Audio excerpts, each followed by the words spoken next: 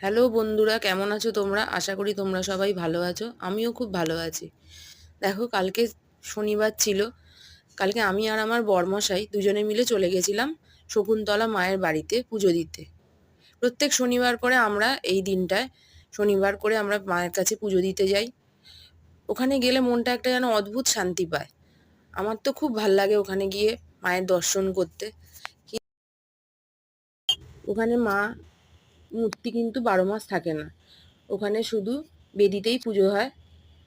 বছরে একবার মাকে আনা হয়।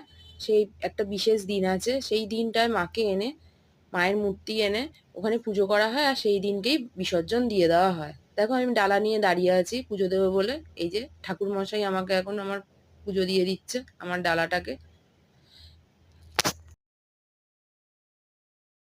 মাকে দর্শন করে একটা শান্তি হয়। আমার পুজো দেওয়া হয়ে গেল। এখন মাকে প্রণাম দিয়ে আস্তে আস্তে আমরা বেরিয়ে যাব। প্রচুর ভিড় হয়েছিল কালকে, তার জন্য আমি ঠিক করে ভিডিও করতে পারছিলাম না।